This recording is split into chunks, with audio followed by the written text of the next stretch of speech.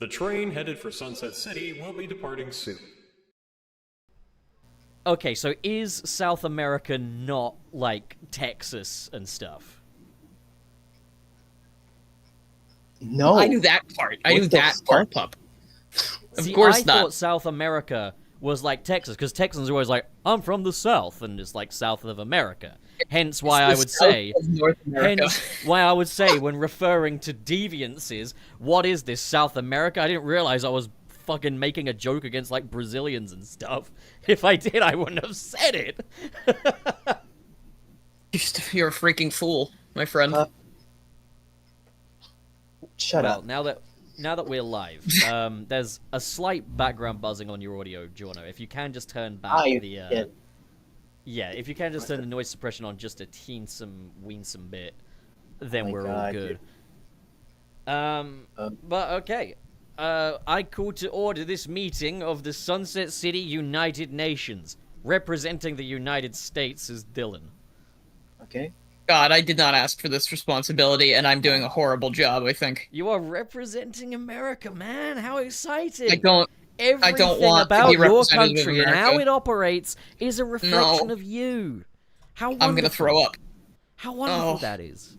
I'm gonna throw Isn't up. that wonderful, Jono? Because of the pollution. Representing Brazil, we've got Giorno.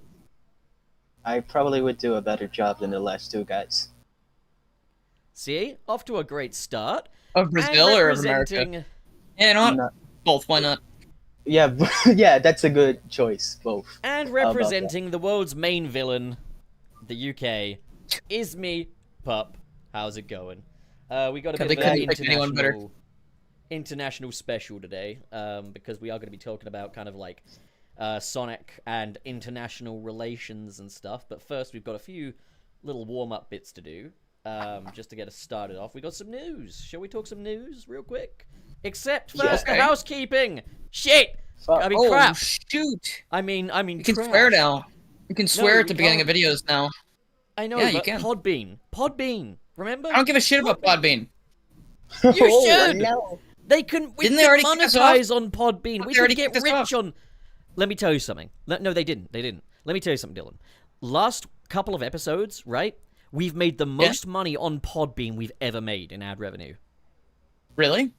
Yeah, I'm not even joking about that. I can show you the chart. We made out of those Podbean, I was past just couple of joshing. episodes. I'm just a little bullshitter. I'm sorry. That's fantastic. But out of those past couple of episodes, we made $2. Wow. That's the amount of money. I was just messing, Podbean. I'll take the $2. I was just messing. Yeah, if we divide that up into like the 4 main hosts and stuff, we can all get like I don't know, like a plastic bag each. Whoa, wait. I don't get anything? No, this is your first time here, dude. I don't remember when you were. This is like, it's like if I invited you to my house once and you were like, wait, I don't get the what do you mean I don't live here? What? What? What is this, you don't go to The parties Sims? and steal everything? Like, is that not how it works? This is definitely, this is The Sims. You walk into your friend's house, you get good enough friends with them, and you go, I live here now. No. Like, you're playing a Minecraft server, and you explode people's houses, and you just steal everything, and just say, yeah, it was a creeper, dude. I don't know what to tell you. Yeah, no, then I put you in the ground, because I have the logs, I have the receipts. So we cannot be the United Nations if we are committing crimes that go against the Geneva Convention, okay? So I'm just gonna... I mean, that was isn't awesome. that what they already are doing? Like, I know. But we're supposed to be better than the real United Nations. We're the ideal society. We already are. Yeah. The ideal society of America. We are already the best are better. We haven't people done anything in the wrong. world, and all others are beneath us, and they must be destroyed. Alright, see, now we're just like them. You've made us Okay, I see how you are representing the villain of the world. I know you're Sorry, really guys, into old habits. Sir, were we going to talk about Sonic news or something? Is there, like, news? Yeah. But, like, Well, I housekeeping, had right? to do the housekeeping first. So, Super Chats are read out at the end of the episode. And if you do want to support the show, we do have a Patreon account. No doubt Giorno wants a share of that too. And the show is brought to you thanks to our patrons in the Bat Enjoyer tier. They are My Great Rolls, Them101, Aiden Fitzgerald, Stardust Chaos, Crimson Rose, Mr. SP, and KB. Thank you, folks. Shit, he said so much Gerald for right your- today. I can say Fitzgerald how I want to say Fitzgerald, Dylan. You've never said it Until I correct am until now. corrected by Fitzgerald themselves, I will say it how I please. You brainwashed them into Fitzgerald by now. Now you switch it up. You truly are a man of chaos. I have lots of... I like variety. What can I say? It's why I love the Spice of werewolf. life. I'm just going to real quick check for any super chats from last week. Yeah, we have one from last week. Jono, do you want to read this? Yeah, sure. Okay. Are you keeping watch? Let's Watch go, for the Jorno! burger now, okay? Burger. Right, Mr. Krabs. Mr. Krabs. $1.99. I'm so lonely. Oh. Thank you, Mr. Krabs. Mr. Krabs, as always, incredibly generous. Thank you, Jorno. That was good. All right. It's time to get into some thank you, Mr. topics Krabs. now, I think. So, I want to quickly talk about some of the revealed settings for Sonic Racing Crosswords. And this sounds really stupid, but I want to talk about these, okay? So, Okay. Jorno, actually, you alerted me to one of these, is that we do have volume toggles for dialogue, sound effects, and music, but it is confirmed that there isn't a toggle for those good, nice jamming sounds, which I'm not too pleased about. Yeah, that's It's all or nothing then. It's all that freaking gameplay footage where like they're only starting the trick chain. It's just good. It's just it sounds stupid. It sounds really stupid. So I hope that we will get a toggle for that. But another one. Yeah. This next one's a bit of a game changer. So don't bother sitting down because you'll just shit yourself when you hear this. There is a dynamic camera option. This is big because Sonic games recently have moved away from dynamic cameras, and so everything is very, very basic camera movements, and you don't really get that feeling of speed. Like you had dynamic cameras in say like Unleashed and stuff to amplify that speed, but they kind of quickly abandoned that come Frontiers. Hence why things feel quite a bit slower. Now what this means is that the camera will kind of zoom in and out on the cars to kind of give you that sense of speed. It will have more of like a field of vision kind of thing to it. Just like a typical racing game would have. I believe they kind of dial back on that to make it easier for people to play and get to grips with. But I think that dynamic camera is going to be an absolute game changer. We've seen it in action. There was that fellow who was live streaming it yesterday who got some really great footage and really showcased the thing. It makes all the difference. It looks fantastic. Especially with Extreme Gears, because the character just, like, for me, just because the character is smaller and he's a little bit more to the front, you can really see how the camera is shifting and changing with the terrain. Yeah. And the small blur in the sides, even though it's a small detail, it does show a bit more speed. Yeah, definitely. I do believe definitely. This change comes from Sonic Team like trying to be more aware of people with motion sickness, which is something that they have taken account since the 90s with the speed cap in Sonic 1, and it is interesting. I'm pretty. Yeah, sorry. You can. My sister struggled with Sonic Colors because of similar things. She was like, "It feels like it's too fast," you know, like everything's kind of a blur. And like I think post Colors we saw a lot less of like the dynamic camera. It was really going from Lost World to Forces to then Frontiers. They dialed it back on dynamic cameras, but I think having it there as an option is going to make a world of difference. Hello? Hey, we're still here. Yeah. Hi. Oh, how you doing, buddy? Yeah. You just stopped talking for me. Sorry. Oh yeah, no worries. Okay. I think we're good. Okay. You know, I'm glad that there's features like that, especially like you said for people with motion sickness. I'm not someone with motion sickness, but I do have I have bad eyes, and it does help me like certain options to sort of just keep the action sort of like FOV settings, I guess I'm trying to say. Like I have bad blind spots on like the edges of my vision, so it's like keeping the FOV in a place like, you know, in Minecraft they have that kind of setting. Yeah. So I appreciate it when games go above and beyond and do that. I'm guessing in Frontiers you have the camera zoomed all the way out. It's not so much I need to see more of like the landscape. It's more like I need the screen I don't really know how to describe it. Like, it's almost like I need the action to be taking place more towards the center of the screen. That's kind of how I'm more comfortable. So it probably would be the other setting for the camera. It wouldn't be the height. Yeah, probably. So but like, you have Sonic be quite central to the screen.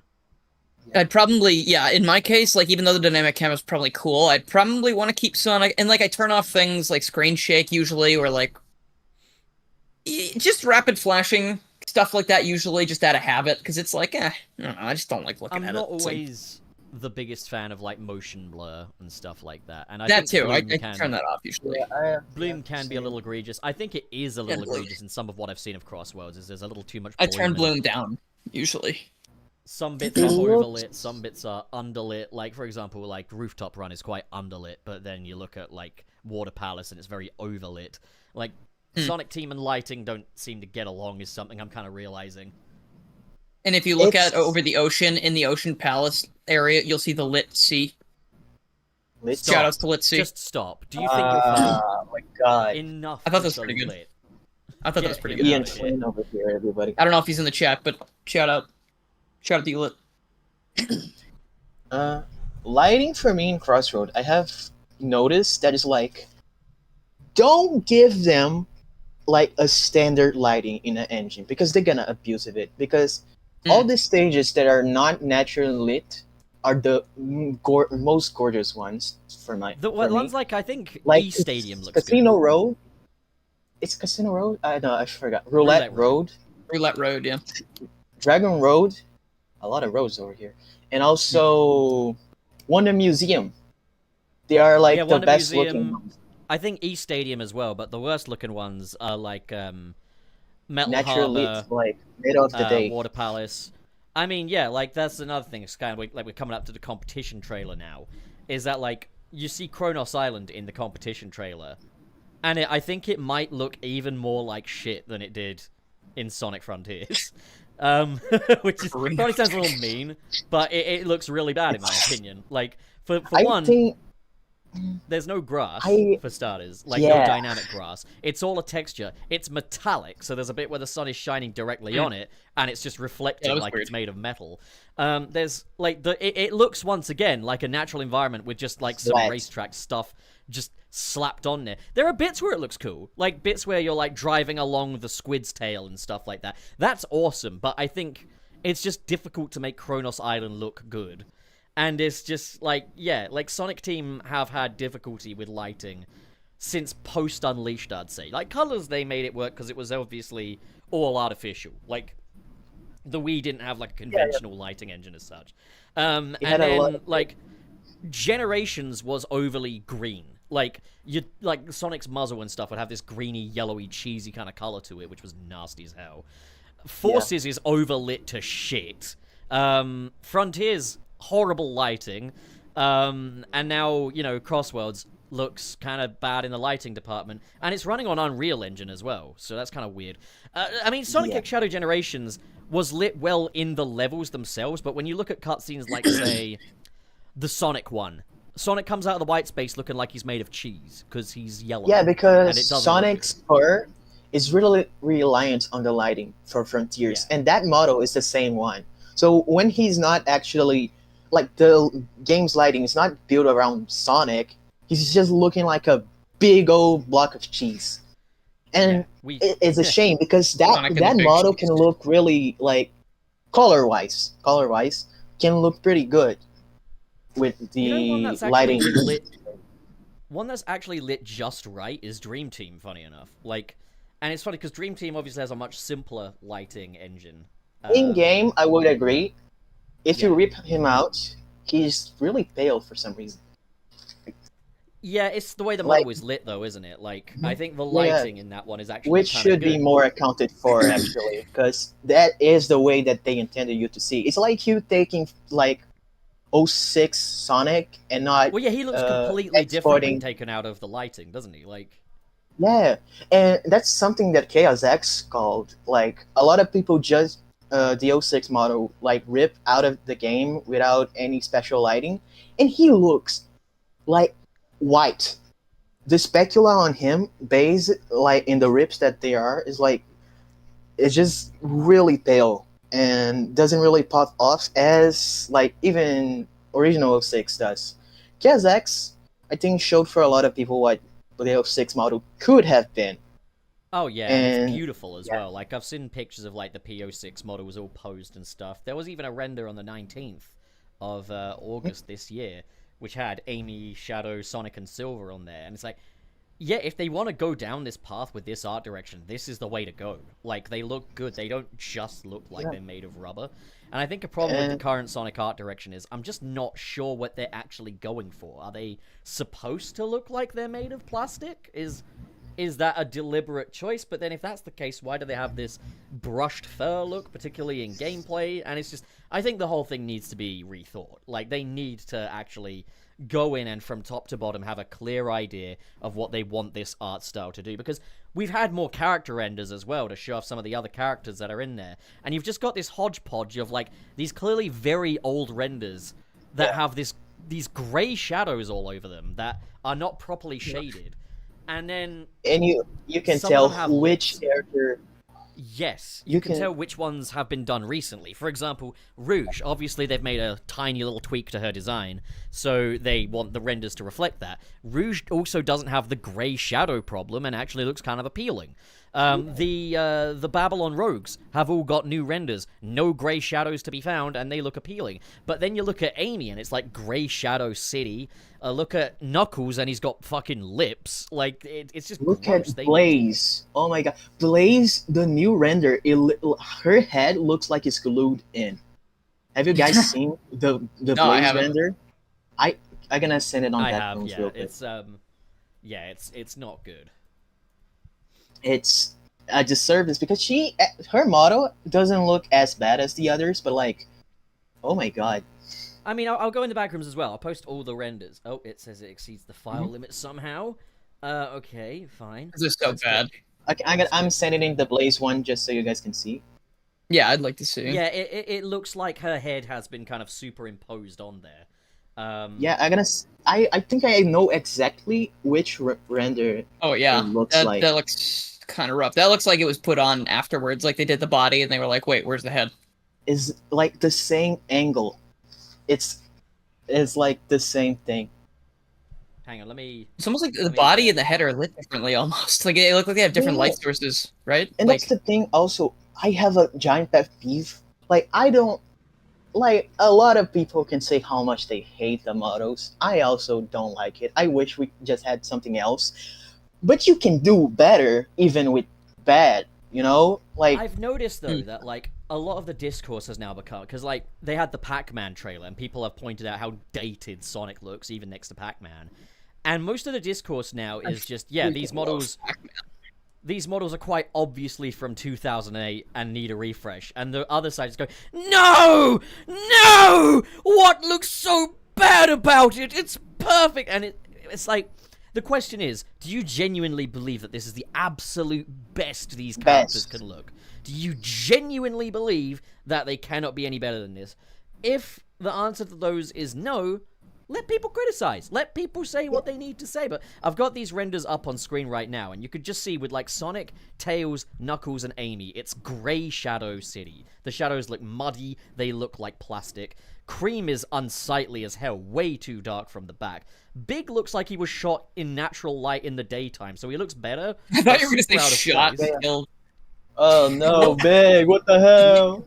Look at Silver's unsightly lips. Look at them. Look at them. You can tell. Oh, it's so bad because his pose is the strongest one. He has the best pose out of these guys, and he has the most disgusting lips that I ever seen.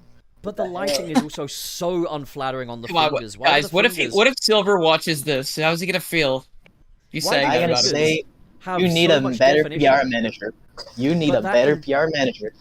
But that incredibly nasty hazy shadowing accentuates how over-designed the fingers are, how they have like almost kind of a human quality to them when they should just be little rubber hosey fingers. Rouge looks much better because again the shadows are actually shaded in accordance to a color. Omega is okay, but you can tell that he's just in a white void just looking at his armor. Vector's alright, he looks like a plastic action figure, but he's fine. Espio clearly has a new render because his shadowing is properly shaded. But then go to Charmy and he looks fucking disgusting. Zavok looks like a First for Figures statue. Zaz, It's okay. Eggman, same render as ever. Metal Sonic, they refuse to allow him to look even the slightest bit intimidating, as they always overlight the fuck out of him. He should have shadows, and they should be shaded. Let him look metallic. Let him look industrial. They just refuse. He looks like a toy. And then Eggporn, Sage, Jet, Wave, and Storm, their renders are all fine, especially Storm as well, with the light source on him and the little shadow cast by his head. Like, they all are good renders. But it's like, it's this hodgepodge of renders that looked like they were made in 2003 and renders that actually look okay. Yeah.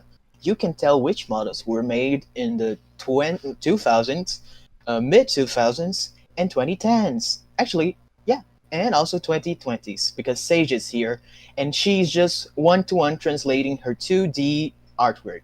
And some people say, oh, I saw this argument, and it's like, why can't the 3D model look 3D?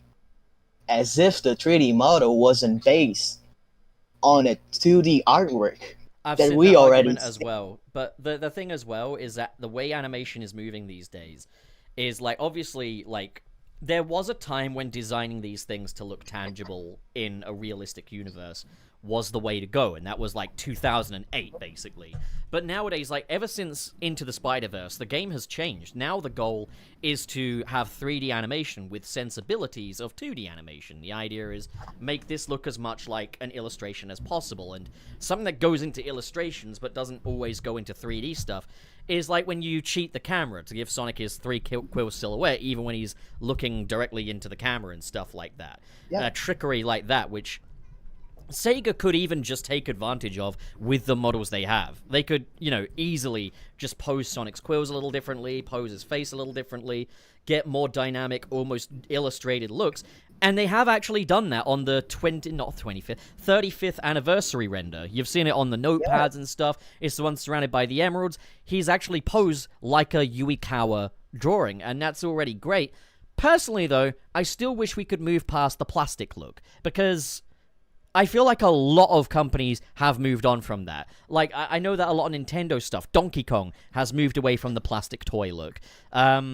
And it just, you know, it looks better for it. Bubsy, freaking Bubsy, is embracing cell shading now. Bubsy it doesn't look looks great, the best he's ever seen. He's ever been. I don't love the way it looks, but even Bubsy is at least experimenting.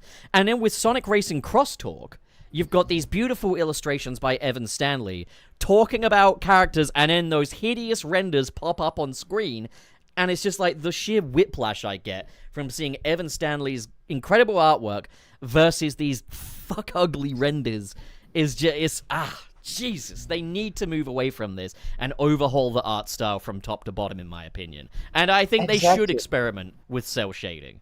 Absolutely. My opinion is, like, the team inside Sonic Team, to me, it kind of seems like they are asking help, because they are trying their best with the in-game models. I know Frontiers is kind of like, because there's a lot of cutscenes. Not every cutscene in that game was done with this. Frontiers was obviously, as well as that, like a super patch job product as well. Like, I don't think Frontiers is indicative of the kind of quality to expect moving forward, at least.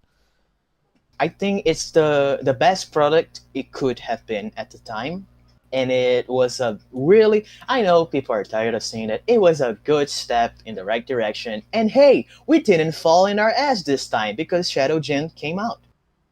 We know Sonic this team Forces, a step in the right direction was a good thing. Like, yes.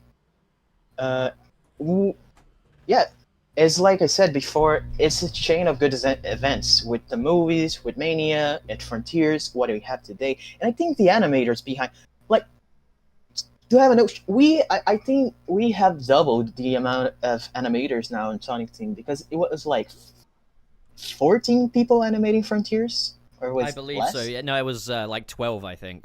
But then on like Sonic Forces, it was like 3 people. And you can tell. You can absolutely tell. Like, And yeah, they you can are also- expanding, and they are expanding to get global units of Sonic Team as well. I've heard rumors that Hardlight may become like a Sonic Team UK, and I think that would be an excellent move if that's the case. It would be really good. So I think, yeah, obviously there's been investment. There have been new additions to the team. And they are, to be honest, moving in a good direction. Remember when we had that video revealing like some animation techniques they were testing out for Shadow Generations but didn't get to implement? They're clearly experimenting with making Sonic more dynamic and more cartoony. It's just a shame it seems to be anything but revisiting the models and equipping them for that. And I don't see, like, as well as that, like, Crossworld's flagship game this year for Sega, or flagship game for Sonic anyway, why can't we get all fresh renders for it? Why do we have some really dated-looking ones mixed in with some actual really good ones? There's improvement going on, but it's still being drowned by the same things that have held it back for years now. Yeah, basically, I think it's kind of just stuck like it is right now, because it's just like they see as it's okay. They think it's okay for now, and you can tell which assets were made like recently. Sage, Maria, Gerald, even Methylis. I know Methylis is like taken right straight from 06, but they didn't try to like modernize him and try to make him look like Shadow. Like they didn't do the little not mandated, but like he had like follow he had the a style, muzzle. right? He actually had a muzzle curve to him for starters. He actually moved his like eyebrows when he blinked. You know, they rigged. They are like he's now in the same proportions as Shadow. It was a really smooth transition, to be honest. And the new models, Sage, Maria, Gerald, they look really good. You can see they took inspiration from Yuka Arasuno's artwork for the Sonic channel. And I just wish she was like there to oversee these characters' models, because they like Yuka Arasuno's artwork is clearly following a style close to Uekawa's, but it still has her own thing.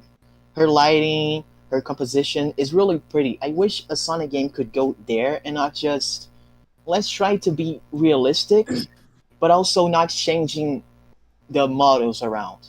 You know? I mean, if they do want to go for a tangible, sorry, go on. The thing I'm just hearing this and just like thinking about like the idea of, I agree. First of all, Pup, with like, you know, watching crosstalk and being like these, like drawings of the characters are gorgeous. Like they're amazing. Like they remind me so much of Sonic Battle, and that's not the only reason I like them, but like they just have so much personality to them.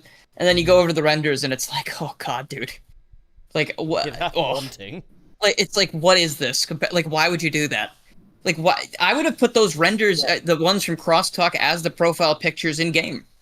I don't see why they're not doing that. Yeah, like but also the thing I was thinking about specifically. Sorry, just one thing before you can keep going. But like, there was you know, Tyson Hess. You know, back when the Sonic movie thing was going on, and they were like, we're gonna take a step back, yada yada yada. They brought Tyson Hess in, and he was like, here's how to make the model not look like shit. I mean, like, I think that's just a valid thing. I feel like there's no harm in doing that at any point. I feel like if they really... I feel like they should just have someone come in, like some model consultant, some person who's really good with the artwork and the characters, and just have Tyson Hess do it, yeah! Yeah, he's right. Like, I mean, just use Tyson Hess. Just give him a sack of money. Just be like, hey, I didn't know what he's doing, so I didn't want to, like, volunteer him, but, like, sure. Like, have him go in there and just be like, hey, this is how the characters are supposed to look in 3D. That's the thing, too. They already used... They easy peasy.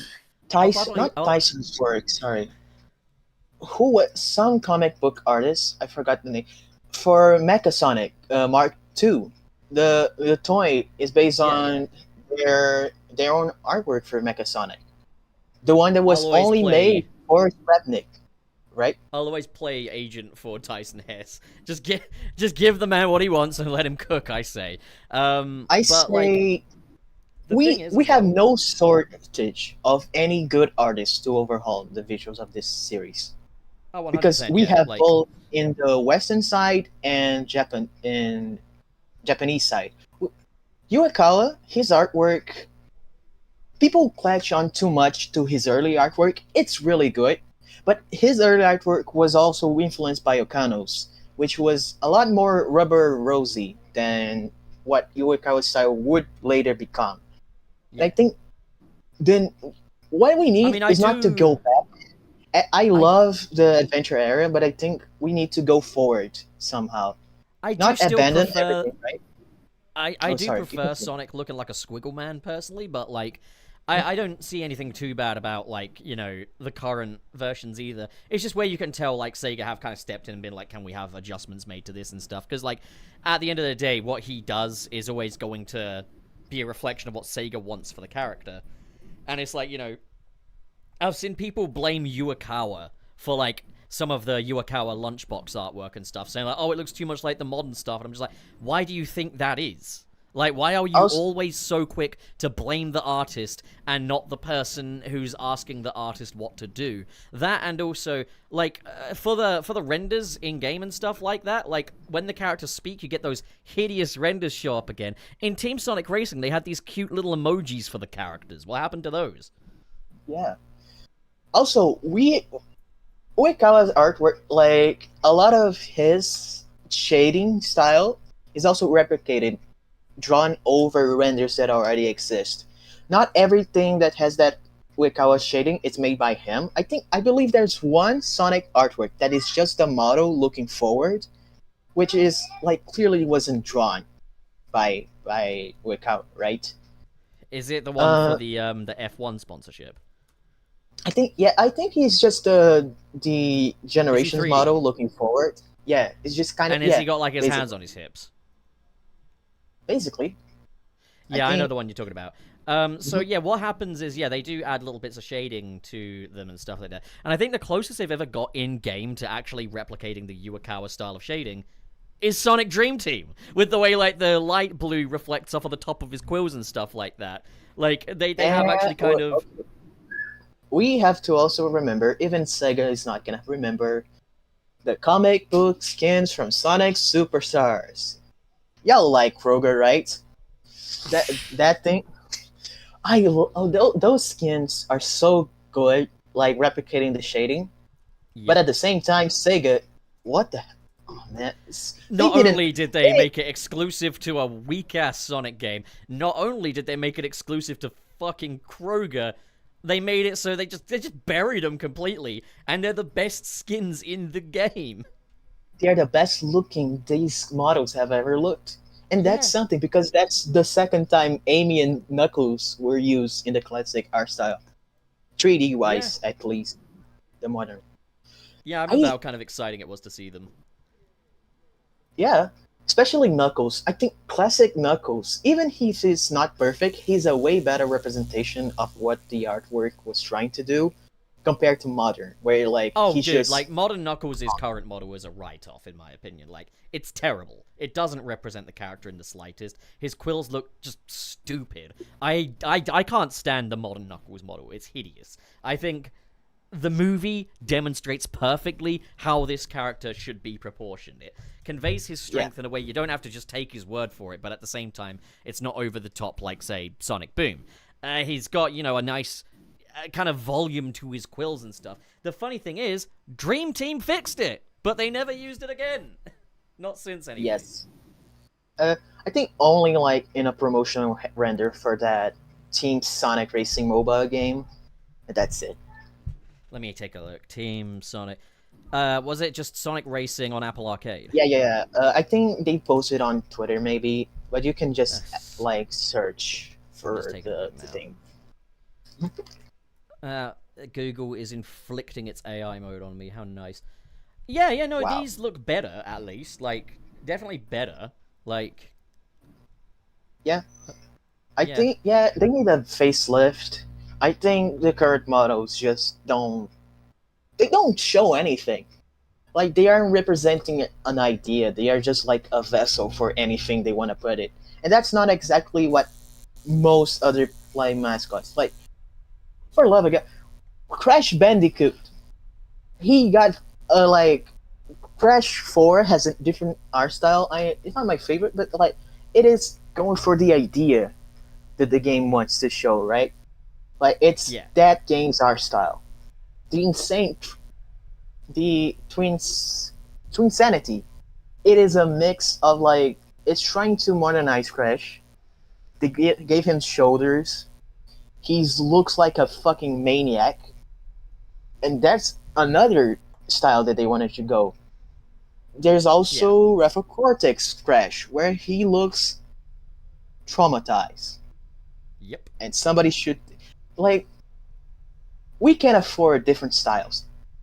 The best case scenario for now, I think, because we already know they are gonna use the current model for 2026 for the 35th anniversary, is do what Mario Wonder did, where the in-game models are different. They are like refreshed, but the models used in renders, they are just polished. They are the same one as ever, but polished, right? Yeah. For now, that would be a good choice. And even that, we have seen Sonic Team taking in-game models and polish them up for renders, like how Maria's and Gerald model, they are clearly not like fully Whoa! They're not made. Oh, like, hey, hold on a second, buddy. CGI. Hold on. It's a big sound coming from your microphone. Whoa, what? I'm not sure what it is. Yeah, it's quite a lot of buzzing going on. Like a lot of. Can you possibly turn lot of noise buzzing. cancellation on? Potentially. Okay. No, that sounds like electrical interference. Oh, you reckon? That's like yeah, no, that's like electrical buzzing. I mean, it could also just be the sound of a fan. Oh yeah, I have one. Review. Yeah, I have one. I don't know. It didn't sound like background noise. It sounded like something coming from like the computer or like the microphone or something. Okay, I have turned it on. Is it okay? That sounds better. Yeah, that's better. Yeah. Thank you. So going back, it's just like do what Mario Wonder did. We got new in-game models that translated the 2D artwork while maintaining the ugly models from a full decade, still on the promotional one, but like polished. The only difference is that Mario's current promotional model is pretty good, and Sonic is older than me. Yeah, Mario's whole thing is that I think you can kind of get away with kind of more of a corporate look for Mario, because like Mario is kind of unabashedly corporate. Like Mario's never not being corporate. Sonic. Yeah, I actually have something. I have an interesting theory about that whole thing with Mario and his image, and how they've been changing, and even I think it extends to Donkey Kong and a lot of other things. Because before Mario Odyssey, and like I mean not like right before it, but like there was a time period before Mario Odyssey where Nintendo had basically sterilized everything, and it was just the most boring era of Nintendo possible. And Sega thought that was fucking like, amazing. I didn't think I wasn't even a fan at that point. I was like bored. And eventually when Mario Odyssey came around, they were like, oh, let's try all this new stuff. And they made all these transformations for him, right? Like he's turning into Goombas and birds and giant fists and stuff. But you still have the hat and the mustache. Yeah. And then, once we get to Wonder, the models are different. The elephant power completely turns you into an elephant. Yeah. It's not like the other power-ups like from before that just give you like the ears, It's not following the formula. Like I'm thinking after Mario Odyssey, they started to realize they can put a Mario hat and mustache on literally anything, and they can sell it as Mario. So they've decided that like, oh, so now we can make and it's had the opposite effect of because like theoretically the effect that could have had is we can start being really boring again and people will just keep buying it. But the effect that it's had is these games have gotten like brighter and more colorful and more like what's the word, expressive. And it's like this is really good. It's a good direction. Like you said with Donkey Kong and everything. Like Donkey Kong Bonanza is the coolest fucking thing Nintendo's ever made. Like, I can't wait though for like Sega to amazing. listen to you and then release a remaster of Sonic Lost World where Sonic has a Mario hat and stash on. And the skin is just called Mario. Oh. Okay. I don't think they'd be able to do that. I don't think Nintendo would let them do that. No, they did. They got another exclusivity deal out of them. Oh, cool. Okay. They would bring back the Nintendo and Fleetway Sega cars. announced exclusivity too. I guess my point is, like, I think people should be less worried about, like, if I don't think it's brand recognition they're worried about when it's like we're gonna use the same render over and over. I think they genuinely just didn't understand that, like, I think they just didn't understand that it mattered. If that makes sense, you know, like that's what I said about Sega. I think they really just think it's okay. Like that's why I think change is happening. What probably happened was that they had incredible artists like Yuikawa on, but they didn't realize just how valuable that was. Yeah, but also this conversation about aesthetics was completely unplanned. By the way, that was completely impromptu. We do have other things that we do need to get to, so we'll get through those, and then obviously you're going to get to take the floor soon, Giorno, because you've obviously got quite a bit to say about Brazil and Sonic and the relationship between the two. So let's quickly move on to the competition trailer then, because we did get that competition trailer, which showed off some interactions between like Shadow, Jet, Sonic, and Espio, and it's cool to see Espio among the bunch as well. But we also got looks at different game modes and stuff like that. So it looks to be like Sonic Racing Crosswords will have the most like alternate modes of any of the Sonic Racing games. Plus, we got looks at Kronos Island, and then a Sonic Superstars track, which actually looks like it could be the best track in the game, because they're doing the entire North Star Islands rather than just one. So you go through like Bridge Island, we see a bit of Speed Jungle, we see a bit of Press Factory, and I think that's all we see. Sky Temple, but too, like, I think. Sky Temple as well. And I think that's really cool, because I've always said for a while now, like, I think, you know, Sonic levels need to move on from just being one thing and kind of like, you know, go into lots of different styles. And then obviously the idea of Crossworlds itself plays directly into that. We had the Doom segues in Shadow Generations as well. Like, you know, we've done a lot of that lately, and I'm pleased to see them kind of following that through. Not to mention how the big press gimmick is in the Press Factory bit. I hope that doesn't ruin the entire race, but like, I think that's a really cool little idea, actually. That's their way of implementing the jump mechanic from the water in the stage without putting water, if you think about it.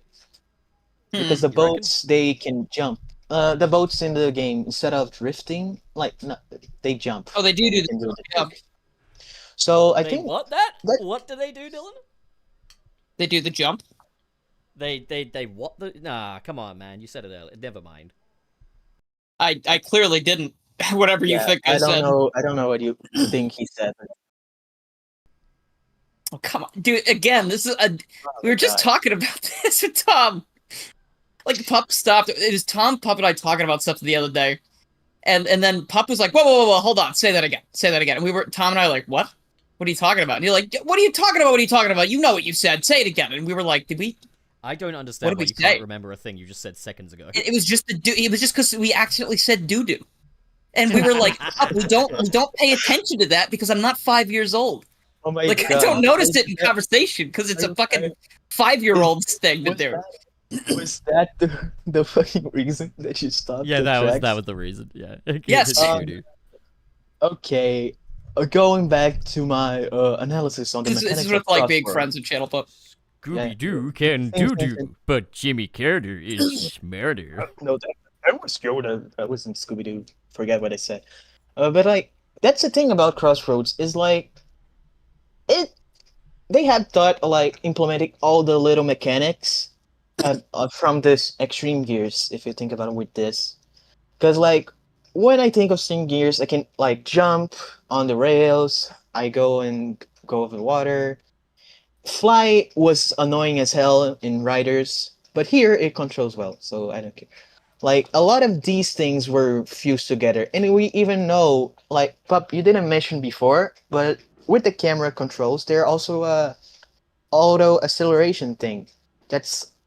So you can kind of replicate how Riders did before, like, you don't need to accelerate. Wait, auto accelerate is an option? That's crazy. Yes. That's a game changer. Yeah, but Mario Kart has that. Yeah, Mario Kart. I know people don't like it on Mario Kart. It just makes it difficult. But like, yeah, no, I like to hold the button sometimes. But it's cool for the idea of like extreme gear. You know, that's quite neat. Honestly, they could have done that at this point. at this point, I don't understand why we don't have a foot racer mode though. Like, you got all this, just give us a foot racer as well. Because animation. Got is no hard. answer. They've already got. If we're being No, real, I understand there's no foot racing reason... mode in this game because it would be completely different from all of the other things. I think they were able to obviously be able to build the extreme gear off of the carts or something, or vice versa. So if they had to do a foot racing mode too, I think it would be like. Imagine someone playing. Imagine someone playing as Sage. Imagine someone playing as Sage in the foot racing mode, and someone just runs her over with a monster truck. Good. Just good. The splat. More of that. No, I remember when they had that trailer for Sonic Frontiers, and he like jumps up and punches Sage in the face in a CGI thing. And like, I was looking forward to seeing Sonic beat up a child, and it just never happened. And great, now Podbean didn't happen. Not monetize us again. Speaking hypothetically, of course. Yeah. Minecraft. In Minecraft, guys. Sonic they basically were in Minecraft. Sorry, I'm trying. Okay, I'm endless. I'm a psychopath. Like, what can I say? What can I say? Oh, okay. Now it's copyrighted. All right. So let's move on to. We got another one. We got the proper little trailer for the Sonic Crossworlds animation, which is actually coming soon now. We're gonna actually see that, and I don't think they're releasing it episodically like what they did with Shadow Generations Dark Beginnings. They're just gonna release the whole thing. You know, Netflix. I think Sega learned the wrong lessons with Prime. You aren't supposed to take a 8-minute animation and cut it up just for the 4 seasons. You know. Yes. Imagine Netflix releasing Child Tales. Like, we waiting 3 years to get 8 minutes of animation. But yeah, like it looks like it's being handled by Studio Gigex again. Yeah. And so that would mean it's a 3D animation and not a 2D, but obviously Studio Gigex are excellent at like cel shaded animation. And I'm just saying straight up, I think they should have a hand in the aesthetic for the next Sonic game. Like, the fact is, these are 3D models, and you're not just making short films in the art style of the games, are you? You could easily do that, but you're not. You're going for something because it looks better. Have it look like the Studio Gigex animations. Everyone wants that. Everybody. I speak for everyone all the time because I am a man of the people YouTuber. You know, like. Fanboy, whatever it was, right? The guy who speaks level-headed fanboy. Hello, shut up, the fanboy. The only fanboy worth listening to. Only fan?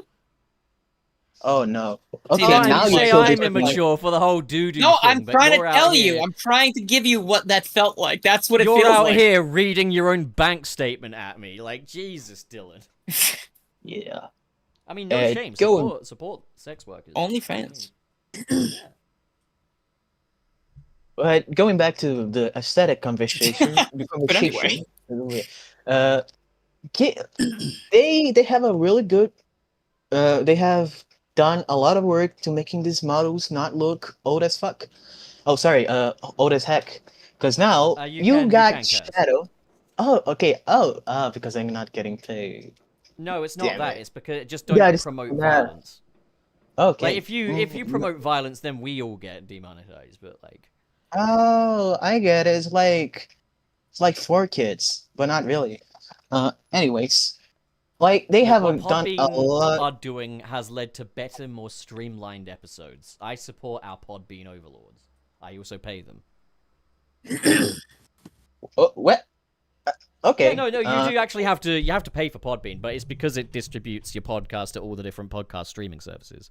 So it does a lot of legwork for you. It's worth the transaction, and only then can you monetize. But we definitely haven't made our money back yet. Like, so we'll see. I see. Well, what was okay? Going back to the short, you can see some stylistic changes from Shadow Dark Beginnings to here. I think the proportions have been tweaked it's all little bit, much, and like, there's a lot aesthetic. more of break. Yeah, and it's also I think they break the model a bit more, and there's some 2D corrections made on top of the models, especially with Eggman.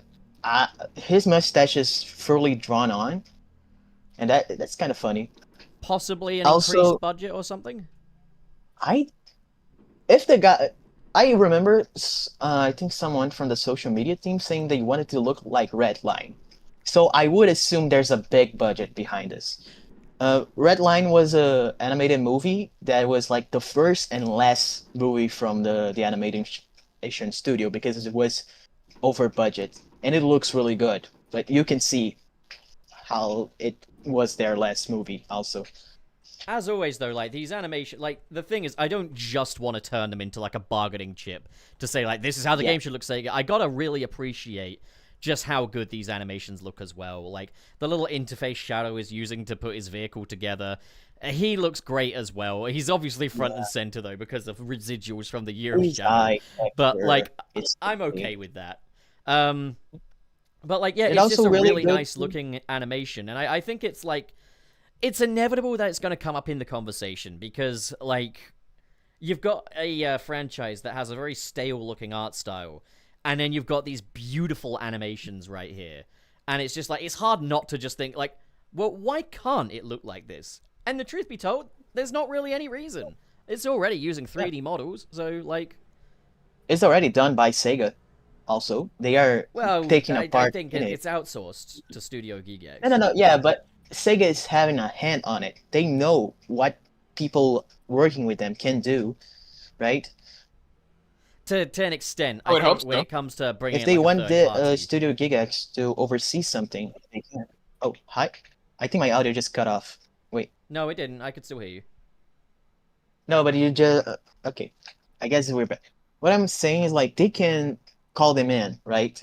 Like, and also, it's a whole lot better to compare these type of things than like something a fan would make too, because there's a lot of people in this community that are so talented with their 3D model skills, but there's some people that, like, if you compare them, the people that made the models get targeted on because people want to defend the model. There's also stuff similar for that to the opposite side. I seen a lot of people being kind of aggressive when, like, trying to show how bad the model is. Yeah, I think people just need to control themselves online. I recently saw, like, a fan project posted a picture of, like, their model, and someone was like, why is everyone saying this is good when it goes against everything we've been saying and stuff like that, blah, blah, blah, blah, blah. And it's like, at the end of the day, you're going to review a fan project under a different lens, because for one, you're not paying for it. Like, at the end of the day, I don't need a fan project to do what I want. I just want the fan project to be an authentic reflection of what the creator wants it to be, more than anything else. So I'm not gonna say, like, this should conform to this, that, and the other when it's a fan project, because the whole point is it's their vision. With a game that I'm paying for, though, I think, you know, certain checks and balances should be taken. I expect certain checks and balances to be taken into account. Now, I don't think, like, it's that Sonic's current art style is terrible or anything. It's just very dated now. And I think what Studio Gigax are presenting is definitely bringing something else to the table. However, I will say there are also times when fan projects will make you say, yeah, no, I wish they did do something like that, you know? Like, for example, I'm working on my own little Sonic animated short. And I know people like to say, like, oh, fan creators saying their own stuff is better than official stuff is the height of arrogance and stuff. But the thing is, I've made this exactly to how I want it to be. Like, I've made Sonic look the way I want Sonic to be. So, of course, I myself am going to say, yes, I like this better. It's because I made it so that I would like it better. Like, that's why it's that way, you know? That doesn't mean it is on a technical level. Like, I'm sure plenty of other people could bring in multiple valid reasons why my model is absolute ass and would never hold up in a professional environment. But, like, go off, Kings. Like, it's just a fan project at the end of the day. It's here to reflect my own ideas. You're doing it in a different lens, different background. Of course, it's not gonna be professional. It's your vision. Just do it. My videos are made on a cell phone. Just start from somewhere, and you're gonna go far. Good advice. I like my little Sonic model. I enjoy him. Yes. Yeah. You, like, a lot of things that you have said about your preference with Sonic through the podcast, you have implemented on him, like the blue arms to show the shoulders, And also still take a little look. Yes. There he is. Okay. To me, I think I would pretty much just keep Sonic like the vision that I had since I was a kid. Basically, just imagine Sonic X if he didn't have a really bad haircut from most angles, and that's basically my Sonic. Hell yeah. Yeah, it's important. Guys, I'd like to do you have any drawings of Sonic on your person, by the way, Jono? Because you do a lot of artwork. Like, I'm assuming you drew your avatar here as well? Of course, I do all my artwork. He I looks have great. done also I really love your mascot's design. Yeah, he was supposed to be a bat, and then I forgot to draw the wings. So wait, what is he now? I guess he is a wingless bat. That's something that Sonic would make. Oh, disabled. I got. Okay, sorry. I mean, he's. I don't know how else to say it. I don't. Oh my god. Okay, I don't have the little thingy to send on my cell phone, so I can't send on. Yeah, if you just send me a bit of artwork that I could just put up on screen so people can see your art as well. But then we'll start moving over to the portion that I think you've been looking forward to the most, Jorno. You're going to take us to Brazil, right? Oh hell yeah, man! I'm gonna do that. Just searching for artwork because you did. Do you want to start already or? Okay, I mean, Or you need an intro I was for thinking you could. I was thinking you could lead us and inspire us to talk about like Sonic where we're from. But like, if you want one of us to go first, that's also okay. I think we should stock. Sorry, I think we need to. I think we should start with the American, because he is the guy that Sonic was surrounded by, basically. Go on, Dylan. You want Gorilla? to start us off? Okay. Well, yeah. No, I'm very aware of the American history of Sonic. He's got a lot of American influence. Supposed to be very, like 90s attitude, and he's got the red, white, and blue color scheme going on. And also, there's been a lot of games made in America. There've been a lot of collaboration with American artists. But he was based on Bill Clinton. Did you know that? Like, Bill Clinton was one did of his have inspirations. A personality. Yeah, there was a personality. Hence why Sonic did not have sex with anyone ever. Not ever. Never. Yeah. So, what was I saying? There's also stuff like, yes, thank you, you fucking goblin. Wow. Let's see. We also have things like, I mean, obviously, I was told to think about things that were United States related in Sonic. They had the official United States soundtrack for Sonic CD that was nowhere near as good as this Japanese one. Agreed. We had that. And also, the funny thing is we had Sonic Boom was initially supposed to be United States specific, I think. It was like a thing made specifically for market here, and then it only got brought over, which I'm shocked about, actually, that it actually got translated at all, because of how poorly it did. But, like, it got translated and brought over to Japan, and I'm not sure other places, but as Sonic Toon in Japan, I believe. And the animation studio was French, just so... Yeah, it's really mix and match. A lot of places. A lot of stuff going on there. Yeah. Yeah. However, Iizuka was kind of left in charge of the whole Boom thing, and if you've ever looked at, like, the Boom style documents and stuff, Iizuka totally hated that chapter of his working career there. Like, he was not enjoying himself. Yeah. I don't blame him. I don't either. I think if you're going to have someone spearhead a reboot, you want it to be someone who's in favor of the reboot. That's common sense, but Sega doesn't have that, so, yeah. Sure. Hey, come on, they're doing a lot better. They listen to definitely people, doing better they're making a lot of good changes. Wii U era Sega did it. Oh, no, okay, if you're talking about Wii U era Sega, there was definitely some stuff going on back then. 2010 Sega were not doing well, and Mr. John Sega himself will admit that, like... Yeah. When, like, Meanwhile, where everything was still happening, they was like, "Nah, guys, everything's fine." Meanwhile, like they had to, they lost what? How Sonic Boom was like, how much of a loss? I forgot. I don't It know. was I a don't big pay loss. the things I I don't care don't know the about. exact number, but it was a big loss. Like, it was an L. It was. It was like a year of Luigi. But I mean, also, it's worth noting though, America and Sonic have had their successes as well. Such as, I mean, like IDW is virtually an American project, and also the movies, Yeah, of course, yeah. are aggressively American. Yeah. True. A Sonic lot. is a model American citizen in the movies.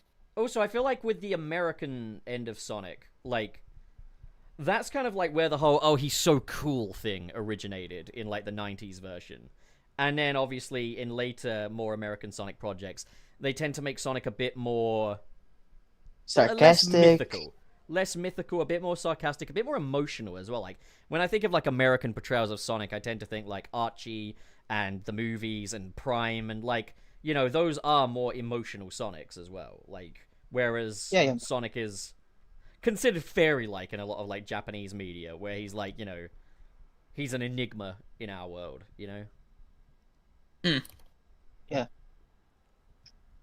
He's a bit more open. I think Flynn, being the writer, also showed more of that. Yeah, I mean, like, Because, if you look at the way Flynn like, writes Lost Archie World Sonic, Sonic, he wasn't. Yeah. He's a different. He's a whole different beast in Archie, I think. He's still influenced by Game Sonic. He's another take on that Sonic, if you know. yeah, I think I think Ian talked about how he approached writing Archie Sonic, because Archie Sonic for him was kind of like a bully. He had the qualities of a bully, but he wasn't, like me. basically. It was trying to make this guy that all the archetypes of it, like the person that would pick on you on school, be the greatest guy ever, basically. That I sounds really think, mean. That sounds like the worst thing you could ever write. Like when you word it like that. yeah, but technically it is what He's your was school done. bully, and he's the best. You're lucky you're getting bullied by him, kid. Like, yeah, it was making that bully likable and not an asshole. And with Well, yeah, he's like, he's not a bully. He's just someone with a very snarky sort of sense of humor. In fact, it's like funny when you look at like the Koro Koro mangas of like the 90s, how they made Sonic like a bullying victim as well, like as Nicky the Hedgehog. yeah, if you put early Archie Sonic, Fleetway Sonic against Mickey, God, Fleetway Sonic would kill them. oh, I Objectively, think but- Mickey would cry. I think Fleetway would make Mickey cry, and then Fleetway would cry in his room Well, that is just like, just wait till we get to my turn. We'll talk about Fleetway. oh yeah. That guy's room is messy, and he doesn't even Dylan, what other have a bed. what Oh my god. what other yeah, Yankee American 4th of things. July Independence Day Sonic information do you have for us? Sonic's been in the Macy's Thanksgiving Day Parade before, which is a big deal to us Americans because they do it every year and they won't stop. That's really special. So yeah, no, the things in that parade like Goku and other pop culture phenomenon, like not too many other anime characters, but Do you want to know a cool piece of American? Sonic's been in there. Do you want to know a cool piece of American Sonic stuff? Sure. Zack Snyder has directed a commercial for Sonic and Knuckles. Yeah, it's the That's cool. Okay. It's one of those elves, like right? very It's the little stylized. elves. Yeah, it's one of those very it's like one of those Santa and his elves kind of thing, and like Santa's portrayed as like this super cool dude and stuff. But like so if you were hoping to see like what a Zack Snyder directed Sonic versus Knuckles showdown would look like, you're not getting that. But it is just a cool piece of information to know that yes, Zack Snyder has actually worked on Sonic.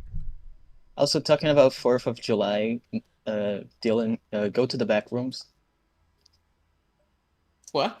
What about Go the to the 4th of July backrooms. leads me there? Yes, the thing. You said it before, but Pop said another thing. Oh, Jesus Christ. we can't show Oh. that.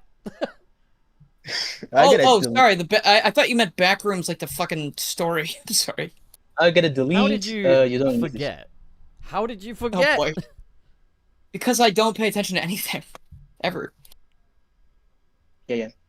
Hang on, I'll put. I'm gonna delete. Somebody just asked for me to draw that, and I think it was funny because it's the American Sonic. So you made that? Oh, that's Yeah. Okay. Good artwork. I'll put some of your less. It's the 4th of July. Greg Martin's son, not Less Greg Martin. Like, charged. the first Greg Sonic. Greg Martin. He's pretty cute. No, I think Greg Martin was only Sonic 2. No. No, Greg Martin worked on Sonic 1 as well. So this is one of Jordan's artworks on screen that you'll see here if you're watching on the live stream version of the show. It's very nice. It factors in like the colors of his little outfit from the OVA movie. And then for a more modern Sonic here, which almost kind of looks like he's on like the neck board of a guitar. You got this modern one here, which looks awesome. Yeah, I like your art a lot, Giorno. Thank you. Very good. I don't have when I draw Sonic characters, I go to the. I don't think I have a style for them at least. But I go. Also, and just draw. I am incorrect. Accelerate has corrected me. Thank you, Accelerate. Greg Martin didn't work on Sonic 1. That was Greg Ray, which is a different Greg. Yeah. So it seems that Greg Martin gets probably a lot of separate I Greg. think we should call him Greg Sonic because all the Gregs. Sonic. I would personally fucking hate it if someone did that to me. I would hate it if they just You don't want to be referred to as Greg Dillon? Greg Dillon? That's actually not a bad name, I don't think. Wow. It's kind of like Bob. There's also, but like, I'm not a Greg expert. Why would did you see the little 06 edit? Did you see I my did, yeah. 06? I did see that too. It's fun. That is a good. I like the being in, materials and stuff on that. Looks nice. In one of the Rush games or something, where like he's having a little dialogue pop up. But okay, shall we get back to the UN meeting then? Dylan, do you have anything more to offer us from the US? Do you have anything more in your trade deal? I'm here, and I like Sonic. This is the worst trade deal in the history of trade deals. I'm here. Yeah, I'm here. I like Sonic, and a lot of people in the United States like Sonic, I guess. There's a lot of Sonic stuff in Hot Topic for some fucking reason still. Giorno, do you want the next one? Like, do you... It's all very good stuff. It's all cool stuff. Let's save the best for last.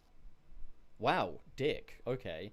The UK and Sonic have quite a history too. Obviously, you got Fleetway. Like, that goes without saying. Fleetway is a UK thing. And yeah, Fleetway Sonic has like a very different approach to banter to how like America Sonic does. He's not as savage as people make out. People tend to just post the same few panels where he's being very savage towards Tails. I don't know why I just called him Tail. I think one of my favorite ones is when Porker Lewis is trapped by Robotnik and Sonic is like, well, if it isn't professional victim Porker Lewis. And I'm just like, that's awesome. Sonic is a legend in that book. Also, I think Fleetway did a better adaptation of Sonic 3 and Knuckles. And I think Sonic Adventure as well than what Archie did. Like, their adaptation stories were very fun. Even if however, of course, Chaos is really freaky. In the early issues, it does look like they've been colored in with felt tip crayons, and Sonic's head looks like a Christmas tree. So, like, yeah, illustration very early on is very rough, but it does improve, and it's a fun ride. I enjoy Fleetway Sonic a lot.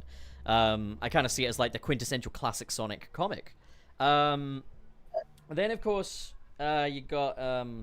if we just want to go a bit more European, like Sonic Underground was produced in France, as was Sonic Toon, or Sonic Boom, rather. Not to mention Sega Hardlight are based in the UK as well. So Sega Hardlight, you've got like Sonic Dash, Sonic Prime Dash, Sonic Dash 2, Sonic Boom, Sonic Runners, Sonic Jump, I think they did as well. And of course Sonic Dream Team as well, like, which is excellent. Like, they really knocked it out of the park on their first try when it came to making a 3D Sonic game. So like yeah, Hardlight are like one of Sega's greatest assets, and they are England based, so that's very cool. Or Britain based. I don't know if it's specifically England, but like I've got friends from like Wales who have worked for them and stuff like that, so I don't know. Probably Britain. Anything else British Sonic related? I don't know. Yeah, I don't really know, so I'm just gonna go ahead and pass the floor over to Giorno, considering he's the best, and my bit is just crap. Yeah. Thank you. You were that sucked. really correct in that statement. Hello. Okay. Here we are in the classroom of journal of history of Sonic in Brazil. I'm gonna just start in general and how the little relationship from Sega and Brazil started. So way back in the day, Brazil basically was just like just had a bunch of NES clones, and then Tectoy realized, okay, what if I go and ask the competitors if I can bring their console here? And of course, that venture already had a competition, which was Gradient, a company that illegally re-released the NES. And Sega was really considering going over to the guys that were publishing their competitor until Tectoy came over and said, hey, you're just going to be another one for them. We're going to treat you like the main course. We're going to treat you right. And just to prove it, we're going to take this shitty-ass toy that you guys made for a cartoon in Japan and sell it here, and we're going to sell it even more than you guys ever did. And guess what? They did it. And so Sega chose Tectoy to be the representation of them in the country. And since there were some really weird laws at the time, the consoles had to be done in Brazil, at least their outer shell, while all the other parts came from outside. And so the relationship of Sonic in Brazil started. And when you're selling a product, you need something to advertise it, right? Well, there where it comes the cartoons. Okay. The first Sonic cartoon to pass on TV was Adventures of Sonic the Hedgehog with Sadigam being dubbed too. And a few people in the dub actually continued to dub Sonic, continued to voice the characters, not Sonic necessarily. A few ones that I should recount are Yara Hisa and also Isaac Padavich, voicing Tails and Dr. Robotnik at the time. Sonic's voice actor was in the cartoon was already known as Oberdon Jr., who also voiced Toad in the old Dick cartoons. Sorry, did you just say Robert Downey Jr.? No. You know, when I'm talking in English, I kind of talk using an accent, so it's kind of hard to say the name. Oberdon Jr. Robert Downey Jr. as Toad is insane, Pup. That is fucking the craziest thing I've ever heard. Okay, but it did sound like Robert Downey Jr. No, he said Junior at the end. That's all that was the same. What the hell? No, it was exactly the same. Oberdon Jr. It was known. Okay, all right. No, I'll give you that. Okay, a little bit more similar than I. Also, if you guys want to talk up and ask me questions, I'm here for it. You guys don't need to just hear me saying this stuff. Oh, yeah, it's a podcast. We know that, John. Read on. Read on. Okay, only Dylan can ask. You sit in the back. You're in timeout. I don't care anymore. I'm trying to teach this class with my minimum wage. Actually, below that. I don't even get paid. Go and sit in the corner right now. I don't care. But go. Dude, I wish I got paid. I just disconnected him. I'll invite him back. Back in here and behave yourself. I just typed that to him. Okay. That was a show of force. Right, you ready to behave this time, Jono? God, just like real life when the teacher is doing the fucking shit. Okay, can you give me the access from the other channels? Because You've got the access on the other channels. You've got the. I do. Shit. Yeah. Exactly. There you go. Fuck. There All right. you go. Proceeding. Mr. Channel Pup, you are allowed to ask questions, and same Thank goes you. to Gorilla. Thanks. Sorry, Dylan. He said I couldn't say your name, right? Because I he's didn't. gonna fucking I kill me. literally never said that. Oh, That's oh, not something I ever said. no, Oh, I he see did, where he the did, line's he- been Yeah, drawn. he said. I get it. Yeah. No. Like, So- obviously, shenanigans and stuff, but you're not just gonna let him gaslight you, are you? Come on, man. Are you gonna really believe him, Dylan? Come on. Dang old Dylan will believe me. This is the worst. Okay. Oberdan Jr. was also known to ad-libbing a lot in his cartoon, and You can definitely hear sometimes it, like. What? Just the name is quite similar. Yes. No, I agreed. I said a little bit. Yeah. Yeah. Okay. Okay. Sorry. Go ahead, Johnny. He had lived a lot in his stubs. Like sometimes Jaleel White could be saying like, "Well, ends well when ends well," and just like fucking Overdone goes and does some popular phrase from Brazil like, "Everyone wants to go to heaven, but nobody wants to die," something like that. It doesn't. It doesn't sound that right. That's amazing. That's a crazy Sonic quote. That's He the actually best Sonic quote ever. Everybody wants to go to heaven, but nobody wants You know, it's Wow. crazy. That's basically Sounds like something Dexter the would say. signature Like line Dexter. that Oberdon Jr. does in his characters. Yo, No, they actually Tails! said- Everyone wants to go to heaven, but nobody wants to die. Freaking sweet, yo!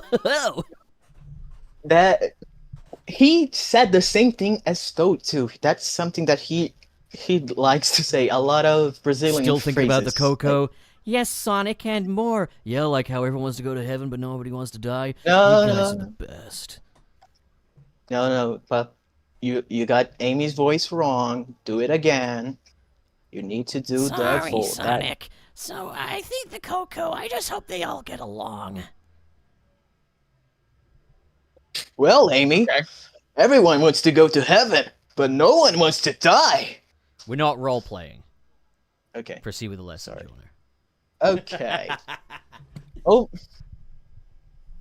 the card, and at the same time, at 7 a.m., fuck, I spoil it. At the same time, at Adventures of Sonic the Hedgehog, another cartoon hit the screens of the Brazilian audience with 7 a.m. And here, a great legend in voicing Sonic came to be. That's right, Tata Guarnieri. Chris Evans? That's not even remotely close. What the hell? Tata No, I heard Guarnieri. that one They too. got Chris I Evans. definitely heard that one. Maybe it's Yeah. my mic. Maybe I'm talking and it is Yeah, like some guy from. definitely you. It was can't be possibly. It can't Yeah. be us. Sorry, go on. Maybe it's a Hollywood elite changing my voice. I don't know. Anyways, Tata Guarnieri.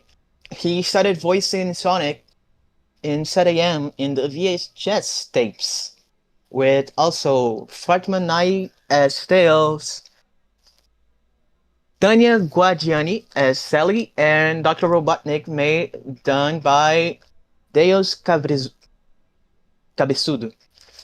His second name sounds like an insult. I'm sorry. They really got Josh Brolin to voice Dr. Robotnik. So, Tata Enough. Guarnieri is also known for voicing Sonic in a lot of commercials and the Sonic Christmas Blast. He also Oh, voices I know that. Dr. Robotnik in the Fingers. Sonic movies. And then they realized the VHS tapes, for all I know, were only dubbed 2 episodes for some reason. And the actual dub that spans multiple episodes was done with Manolo Hayes as the voice of Sonic, which was the first thing that he voiced the second thing actually that he voiced Sonic in. The first one was Underground, and surprisingly, he said that was his favorite thing to do. I don't know how. That's fun. But also having Tails as Adrian Alves and Thiago Farias, who would later voiced Chris on Sonic X. And Sally was also voiced by Adriana Terra, who voiced Lola Bunny in Space Jam. So they basically did what the English they did what the English voice cast did too, because I believe Sally is also voiced by the voice actress of Lola Bunny. I wonder if she does much these days, like because they did replace her for Space Jam too. I wonder what else she does now. Yeah, yeah, weird, but a returning voice is acted by David as Dr. Robotnik again. Seems like he likes voicing this guy. And then we go to Sonic X, which pretty much everyone that could come back came back, including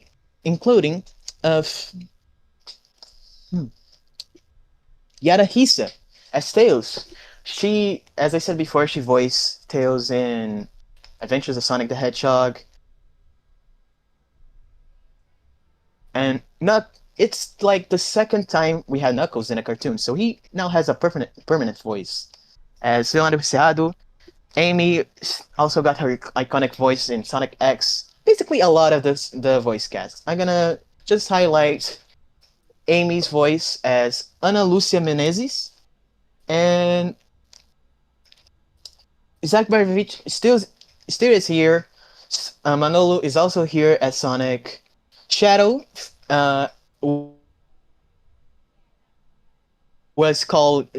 his name got translated on X, and he turned into Sombra, which is quite funny. That's the one thing that makes watching Sonic X stuff Sombra. They named him. Yeah, they just yeah, they just literally translated they didn't like think. I guess that is an accurate description of him, somber. He's quite somber. Yeah. Which I just googled Sonic the Hedgehog, and it's got a lot of artwork here, and a lot of it is very romantic. I don't think it's the same Sombra though, so I'm gonna. It's not very somber. He's very. It's Sombra. Sombra.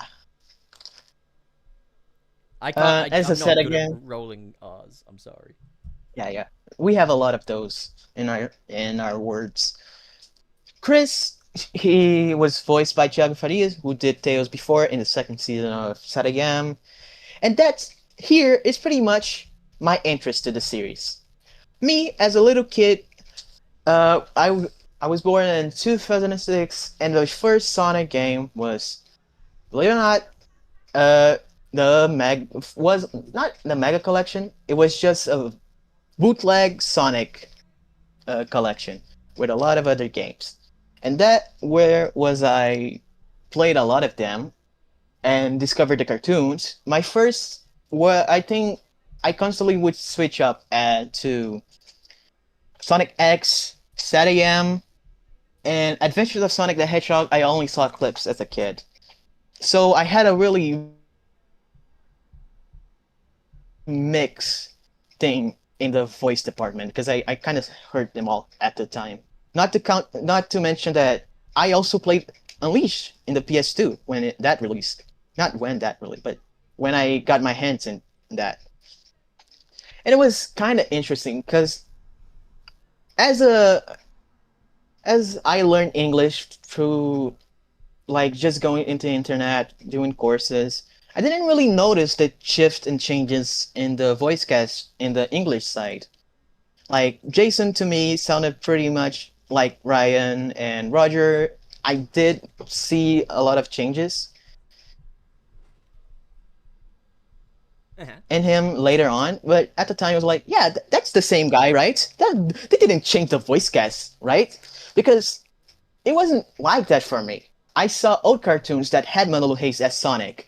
I saw a new cartoon that had Manolo Hayes as Sonic. And to think that another country would just change their voice cast so fast, it was like, no, it's the same guy, right? But no. Then I discovered that not really how it was. As I would go growing up, playing a little bit more the classics, didn't really have access to anything more modern. Like, when I got really into Sonic was around when Generations released. And I remember the Some Call Me Johnny animation, where he's basically interrogating Sonic. I remember that. That's nostalgic. Yeah, I like that I one. remember And that. Mario's there. Yeah, dude. Yeah, no, Dylan, you haven't seen it. I have seen It's it. Haven't seen yeah, I that's the stuff that you watch without parents' supervision and you didn't know what the hell they were talking about. Because remember, I was like 7 or 6 when I watched that Yeah, that probably was not thing. supposed to be watched by 7 or So 6-year-olds, to I be was honest. just yeah, yeah. A lot of things on the internet with Sonic was like, oh, the funny hedgehog is moving. I like it because I couldn't understand anything they were talking about. I mean, Sonic Shorts had some really depraved humor back in the day. So it's probably for the best you If didn't understand them. But like, uh, honest to God, it was normal back then. Note the if you comment saw sections. Sally in a Sonic short, pray your soul, because it would be No need to pray. Just 10 to enjoy. 100. Mr. Sally, Mr. Sally. No, Miss Sally, yeah, let's not be We specific don't yeah, about have it. yeah, to. yeah, We don't have to do It's okay. yeah. that. Sorry. I'm just mentioning because I literally saw, when I was doing the research about the voice actors, I saw the funny scene in the Saturday AM dubbed, and like, oh my god, that just reminds me of the the Sonic shorts. I Mm. did it, yeah. And at the time, it was a big old soup. As a kid that didn't really understand English, but still was following up Sonic. So imagine like this kid watching cutscenes of these Sonic games that at the time didn't even have subtitles in Portuguese. Mm. Like Sonic had this history with Brazil since the beginning with the help of Tectoy, but they never thought maybe we should translate this game for the massive Brazilian audience. Yeah, This the is one the that origin still of something, buys. isn't it? This is the "Hmm, origin. you're getting my foreshadow. Yeah, so I was just watching those and like, For that Sombraing. I bet this Sonic story is super cool. Like he's kicking up this rock, Eggman is like controlling these demons, and you're gonna see his fucking Sonic Lost World for the Wii U. I basically Are you I serious, was Jono? You didn't get one look at the Deadly Six and immediately think red flag? uh to be honest, yes, but no, because Lie. I was still young enough where I was watching like a lot You of were still a kid little baby shows. So bitch. yeah, yeah, that's one way to put it. Okay, yeah, sure. I was a fucking baby, and I was to Lost World and Boom. Like Boom overshadowed Lost World a lot when I was a kid. I saw the cutscene for Lost World, and then immediately like Boom came out, and it was like, Boom looked so this is promising at the time, though, because like so many different playable characters and stuff like that, and like it being a bit yeah, bigger and stuff. Like I remember when I saw the trailers, I was like, "Oh man, I'm really missing out by not owning a Wii U, man." Like, well, yeah. getting all Xbox. That's one way to put it because for me, I watched a lot of Colonia Contra-Ataca, and it's a Brazilian channel, of course, that talk a lot Yes. about old games and shows. That's Oh, so like where I gaming in the found a Clinton lot of years. yeah. What?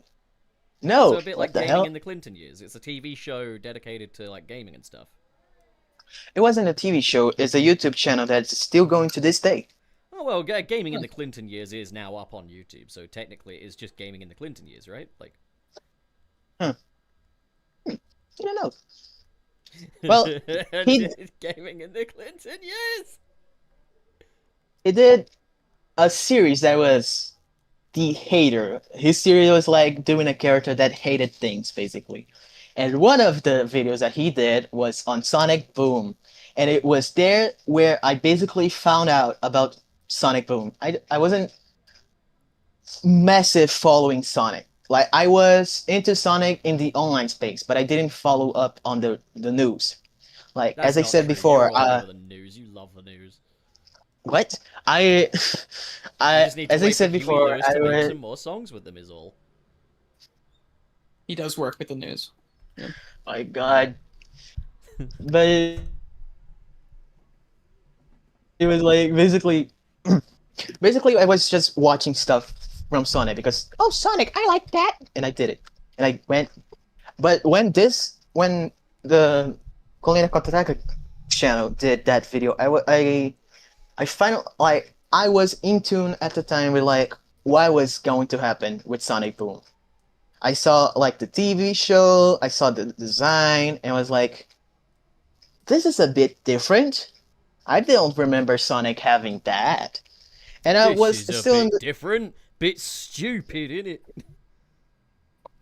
and it was at the time, when you're a kid, you see Batman and you see Batman in another thing, and you think those both are the same thing.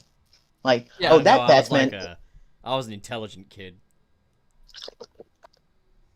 So you're not gonna say you thought the Robin from the DCAU was the same Robin from the Teen Titans. Sure, In no, even if fairness, it's true, he's not going to admit it. No, Yeah. I was a little older than you were at that time, Like, so I did know.